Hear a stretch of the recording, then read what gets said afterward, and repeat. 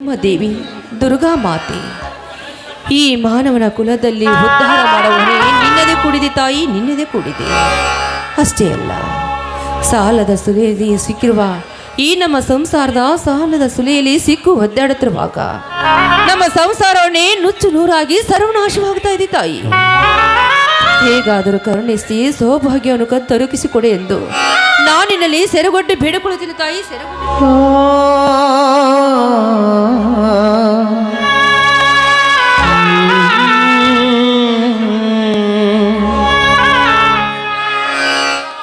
ಅಖಿಲಾಂಡ ಬ್ರಹ್ಮಾಂಡ ನಾಯಕನಾದ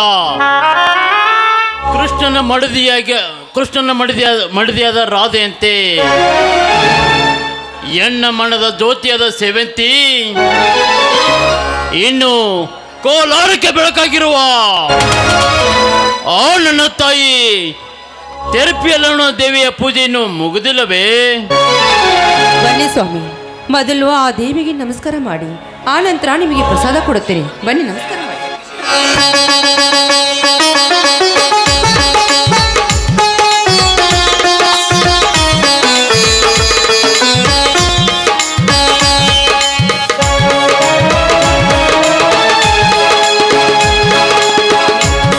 ನನಗೆ 100 ವರ್ಷ ಸುಮಂಗಲಿಯಾಗಿ ಬಾಳ್ಳೆ ಎಂದು ನನಗೆ ಆಶೀರ್ವಾದ ಮಾಡಿ.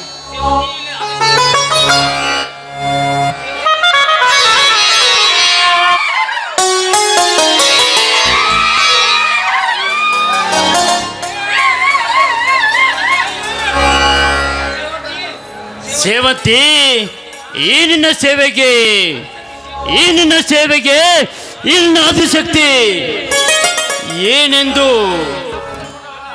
ಏನೆಂದು ವರ ಕೊಟ್ಟಳಿಲ್ಲ, ಮನೆಯಲ್ಲಿ ವರವನ್ನು ಕೂಡಿಟ್ಟಳೆ.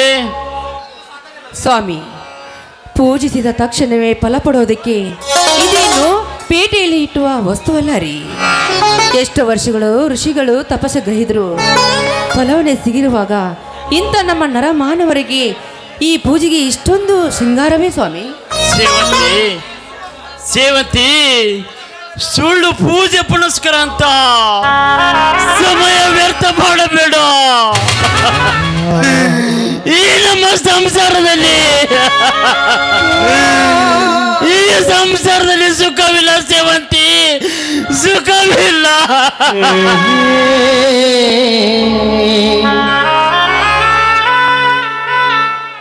ಸ್ವಾಮಿ, ಈ ನಮ್ಮ ಭಕ್ತಿಗೆ ಪ್ರತಿಫಲ ನೀಡುತ್ತಳೆಂಬ ಭರವಸೆ ನನಗಿದೆ ಸ್ವಾಮಿ, ನನಗೆ. ಪ್ರತಿಫಲ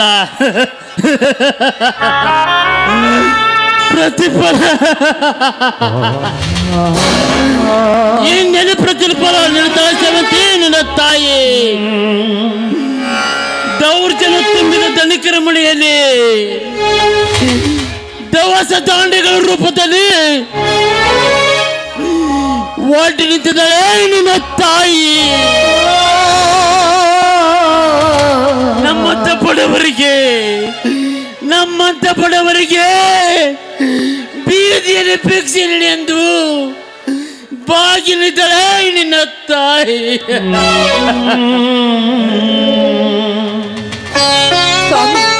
ಹಾಗೆಲ್ಲ ಮಾತನಾಡಬೇಡಿ ಸ್ವಾಮಿ, ಹಾಗೆಲ್ಲ ಮಾತನಾಡಬೇಡಿ. ಈ ನಮ್ಮ ಸುಖದ ಸಂಪತ್ತು ಸಾಗರದಲ್ಲಿ ಬಿದ್ದು ಒದ್ದಾಡಬೇಕಾದ್ರೆ ಈ ನಮ್ಮ ಬಡತನವನ್ನು ಒಂದಿಲ್ಲ ಒಂದೇ ದಿನ ಆ ತಾಯಿ ನನಗೆ ಹರಿಸಿ ನೀಡುತ್ತಳೆಂಬ ವಿಶ್ವಾಸ ನನಗಿದೆ ಸ್ವಾಮಿ, ನನಗಿದೆ. ಸರಿ ಸೇವಂತಿ, ನಿನ್ನ ಆಸೆಯಂತೆ ಆಗಲಿ. ಹಕ್ಕಿಗೆ ಹಾರುವ ಆಸೆ, ಸಮುದ್ರಕ್ಕೆ ಒಕ್ಕುವ ಆಸೆ, ಮಗುವಿಗೆ ತಾಯಿ ಆಸೆ, ಮೇಲಾಗಿ ಈ ಕೋಲಾರದ ಹುಲಿಗೆ ನಿನ್ನ ನರ್ತನೆ ನೋಡುವ ಆಸೆ. ಈ ಸಂತೋಷ ಸಮಯದಲ್ಲಿ ನವಿಲಿನಂತೆ ನರ್ತಿಸಿ ಗರಿ ಬಿಚ್ಚು ಹಾಡು ಬಾ ನನ್ನೊಂದಿಗೆ. ಆಯ್ತ್ರಿ, ನಿನ್ನಿಷ್ಟನೇ ನನ್ನಿಷ್ಟ.